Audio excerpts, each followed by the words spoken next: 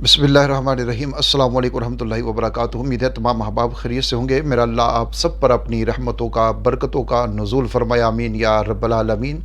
आपकी तमाम जायज़ हाजात, तमाम ज़रूरियात, तमाम जायज़ और नेक मकासद में मेरा अल्लाह आप सब को कामयाब फरमाए। दुनिया और आखिरत की तमाम भलाइयाँ, तमाम कामयाबियाँ मेरा अल्लाह आपका मुक़द्दर कर दे, आमीन या रब्बल आलमीन। बिजाहिन नबील करीम और बिजाहि अहले बैत नबील करीम अमीन। अहबाब, आज एक बड़ा ज़बरदस्त अमल सूरतुल कौसर का आपको बताने जा रहा हूँ मैं, जो कि इंतहाई पावरफुल एक अमल है, बड़ा ही ताकतवर एक अमल है। आपकी हाजत एक है या आपकी हाजतें 1 करोड़ हैं, आपकी ज़रूरत एक है या आपकी ज़रूरत 1 करोड़ है, आपकी जायज़ मकासद एक हैं या हज़ारों लाखों की तादाद में हैं। आपकी हाजतें भी पूरी होंगी, आपकी ज़रूरियात भी पूरी होंगी, आप अपने नेक मकासद में, जायज़ मकासद में कामयाब भी होंगे। किसी भी तरह का कोई भी आपका जायज़ मकसद है, मेरे अल्लाह के फ़ज़ल व करम से आपका हर जायज़ मकसद, आपकी हर जायज़ हाजत, आपकी हर जायज़ ज़रूरत ज़रूर आपको हासिल हो जाएगी और आप उसमें कामयाब हो जाएंगे। बड़ा मुफीद, बड़ा ज़बरदस्त अमल है। इस अमल को आप कर सकते हैं शादी के लिए। शादी में जिन लोगों के रुकावट होती है और उसकी फिर मुख्तलिफ़ सूरतें बन जाती हैं, गर्ज़े के कोई भी शादी का मसला है, रुकावट है, बंदिश है, किसी भी तरह का है, कोई भी है, आप हर शादी के मसले के लिए इस अमल को कर सकते हैं। इसी तरह ये उन ख़वातीन के लिए ये अमल बड़ा ख़ास है जिन ख़वातीन को ये मसला होता है और वो शिकायत करती हैं कि हमारा ख़ामन हमारे साथ अच्छा ताउन नहीं करता, अच्छा सलूक नहीं करता, हमारे हकूक़ जो शरई हकूक़ हैं, हमारे हकूक़ अदा नहीं करता, हमारी ज़रूरियात का ख़याल नहीं रखता, बल्कि वो उसके बीवी से ज़्यादा बाहर ताल्लुकात हैं, आम लोगों के साथ उसके ज़्यादा ताल्लुकात हैं। जब घर में आता है तो उसका मूड भी ख़राब रहता है और घर वालों के साथ, बच्चों के साथ, बीवी के साथ वो बिल्कुल बुरा सलूक करता है।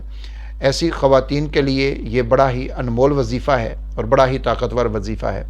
इसके साथ साथ औलाद के लिए आप इस वजीफ़े को कर सकते हैं। औलाद अगर नाफरमान है, माँ बाप की बात को नहीं मानती, कामकाज के हवाले से या फिर वो पढ़ाई के हवाले से माँ बाप की बात को नहीं मानते, तो आप औलाद के लिए भी ये वजीफ़ा कर सकते हैं। इसके साथ ये वजीफ़ा आप अपने कारोबार के लिए, आप अपने बिज़नेस के लिए कर सकते हैं, अपनी तजारत के लिए कर सकते हैं। तजारत चाहे आपकी बहुत छोटी है या बहुत बड़ा कोई आप बिज़नेस कर रहे हैं, तो आप हर तमाम सूरतों के अंदर इसको कर सकते हैं। इसके साथ ऐसी ख़वातीन या ऐसे मर्द हज़रात जिनको कोई परेशानी है ज़हनी तौर के ऊपर और वो परेशानी किसी तौर के ऊपर भी दूर नहीं हो रही, और इस परेशानी के अंदर तमाम तर परेशानियाँ आ सकती हैं, तमाम तर मसाइल आ सकते हैं, तमाम तर आपकी किसी भी तरह की कोई भी टेंशन है वो आ सकती है, आप उसके लिए इस वजीफ़े को कर सकते हैं।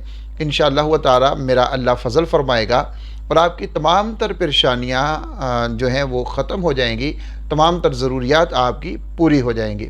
ये मैंने कोशिश की है कि मुख्तसर से वक़्त में आपको ये सारी चीज़ें बता सकूँ। इसके बताने का असल मकसद ये है कि बाज़ वज़ाइफ़ ऐसे होते हैं जब उनको मुख्तसर करके बता दिया जाता है तो फिर बाज़ लोग पूछना शुरू हो जाते हैं कि जी मैं इसको फ़लाँ चीज़ के लिए भी कर सकता हूँ, क्या मैं इसको फ़लाँ मकसद के लिए भी कर सकता हूँ। तो जब ये कह दिया जाता है कि ये जो वजीफ़ा है ये हर मकसद के लिए है, तो फिर उसमें हर मकसद आ जाता है। वो किसी भी तरह का है लेकिन वो जायज़ और हलाल मकसद होना चाहिए, कोई हराम मकसद नहीं होना चाहिए, नाजायज़ मकसद नहीं होना चाहिए, हो हलाल हो जायज़। तो फिर आप किसी भी तरह के कोई भी मकसद के लिए, किसी भी हाजत के लिए उस वजीफ़े को, उस अमल को कर सकते हैं। जो ये बताया जाता है कि ये अमल हर मकसद के लिए है या हर मसले के हल के लिए है, तो इसी तरीके से ये जो अमल मैं आपको बताने जा रहा हूँ ये भी हर मकसद के लिए है और हर हाजत के लिए है, हर ज़रूरत के लिए है। आप इसको करेंगे तो इंशाअल्लाह ताला आपको नाकामी नहीं होगी।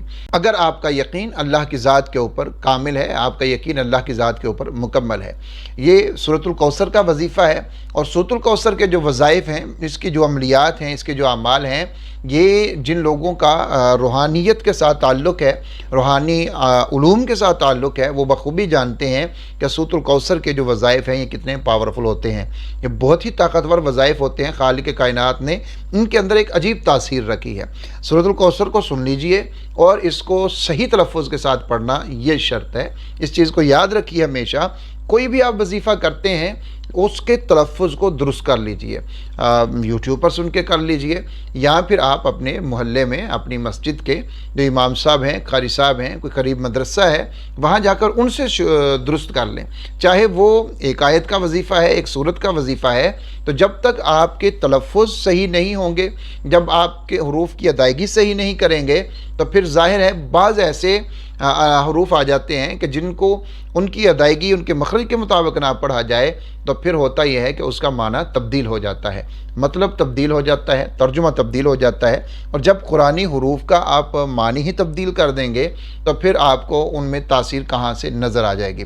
مقصد صرف یہ ہے کہ آپ سب سے پہلے جو بھی آپ وظیفہ کریں گے، صرف سورۃ الکوثر کا نہیں، کوئی بھی آپ وظیفہ جب کرتے ہیں تو اس کے لیے آپ سب سے پہلے اپنے تلفظ کو درست کر لیجئے، اپنے لہجے کو درست کر لیجئے، سورۃ الکوثر کو سماعت فرمائیں، اور پھر اس کے بعد میں آپ کو بتاتا ہوں کہ یہ آپ نے وظیفہ کس طریقے سے کرنا ہے۔ بسم اللہ الرحمن الرحیم، انا اعطیناک الکوثر فصل لربک وانحر ان شانئک هو الابتر۔ یہ سورہ مبارکہ ہے، مختصر سی ہے۔ اب آپ نے اپنے جب یہ وظیفہ شروع کرنا ہے تو اس سے پہلے آپ نے صدقہ کر دینا ہے اپنی طاقت، اپنی استطاعت کے مطابق۔ جتنی آپ کو طاقت ہے، جتنی آپ کو استطاعت ہے، توفیق ہے، اتنا صدقہ کر دیجئے۔ کہیں پر بھی کر سکتے ہیں، اور کسی بھی جگہ کے اوپر آپ کر سکتے ہیں، اور کسی بھی عدد میں آپ کر سکتے ہیں، اور کسی بھی چیز میں آپ کر سکتے ہیں۔ پیسے میں کرنا چاہیں تو پیسے میں کر دیں، اور اسی طرح آپ راشن میں کرنا چاہیں تو راشن میں بھی کر سکتے ہیں۔ یعنی اس میں نہ تو کوئی چیز متعین ہے، جس طرح عام طور کے اوپر عاملین حضرات کہہ دیتے ہیں کہ جی اتنا گوشت لے آئیں، اتنی فلاں دال لے آئیں، اتنی فلاں چیز لے آئیں، تو وہ اس کے اندر متعین نہیں ہے۔ آپ کہیں پر بھی اور کتنا بھی اور کوئی بھی چیز صدقہ کر سکتے ہیں۔ سب سے پہلے آپ صدقہ کر دیجئے، اس کے بعد آپ نے روزانہ رات کو اپنے سر کے اوپر اس طریقے سے دائیں ہاتھ کو رکھنا ہے، اپنے سر کے اوپر دائیں ہاتھ کو رکھیے۔ اول 3 مرتبہ دروشی پڑھ لیجئے، آخر میں 3 مرتبہ دروشی پڑھ لیجئے۔ درمیان میں تسمیہ پڑھنے کے ساتھ، یعنی ہر بار جب بھی آپ پڑھیں گے سورۃ الکوثر کو تو بسم اللہ پڑھیں گے، تسمیہ پڑھیے اور پھر سورۃ الکوثر کو پڑھیے۔ 11 دفعہ آپ نے پڑھنا ہے، اول 3 مرتبہ درود شریف، آخر 3 مرتبہ درود شریف، اور درمیان میں سورۃ الکوثر کو آپ نے 11 مرتبہ پڑھنا ہے۔ سورۃ الکوثر کو پڑھیے، اور جب آپ پڑھیں گے اپنی آنکھوں کو بند رکھیں گے، اور اپنے دل کے اندر آپ نے اس خاص مقصد کو رکھنا ہے، اس خاص حاجت کو رکھنا ہے جس کے لیے آپ یہ وظیفہ کر رہے ہیں۔ یعنی آپ کی حاجت کا، آپ کے مقصد کا، آپ کے ذہن کے اندر، آپ کے تصور کے اندر، آپ کے خیال کے اندر ہونا ضروری ہے۔ تو اپنی حاجت کو، اپنی ضرورت کو، اپنے مقصد کو اپنے ذہن کے اندر رکھیے، اور اس کے بعد جب آپ اس کو مکمل کر لیں، آخر میں 3 مرتبہ پھر درود شریف پڑھ لیجئے، تو پھر آپ نے اللہ رب العزت سے دعا کرنی ہے، جتنے بھی خلوص کے ساتھ اور جتنی بھی گڑ گڑا کر آپ دعا کر سکتے ہیں، اور جتنے بھی یقین کے ساتھ آپ دعا کر سکتے ہیں، پھر آپ نے دعا کر لینی ہے۔ بس یہ عمل کیجئے۔ اس عمل کو آپ 3 دن کر سکتے ہیں، 11 دن کر سکتے ہیں، 21 دن کر سکتے ہیں، یعنی جب آپ کا مقصد حل ہو جائے تو آپ نے اس عمل کو مکمل کر لینا ہے۔ ایک بات کا خیال رکھیے اس کے اندر کہ اگر آپ نے 3 دن کیا اور آپ کا مقصد حل ہو گیا تو گڈ ہو گیا، آخر میں پھر کچھ نہ کچھ صدقہ کر دیں۔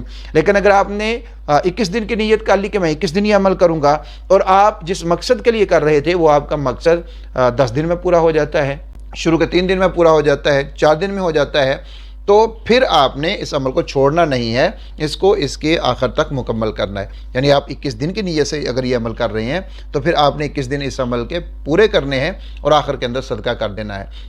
تو یہ ایسا مفید اور بہترین عمل ہے، ایسا وظیفہ ہے، اس کو آپ کر سکتے ہیں، اور اس سے آپ مالا مال ہو سکتے ہیں، دنیا اور آخرت کی بھلائیاں آپ اس سے حاصل کر سکتے ہیں۔ اس وظیفے کو آگے بھی شیئر کیجئے گا۔ امید ہے آج کی یہ ویڈیو آپ کے لیے بہت زیادہ فائدہ مند ثابت ہوگی۔ اپنا خیال رکھیے گا، دعا میں یاد رکھیے گا۔ اللہ حافظ و ناصر۔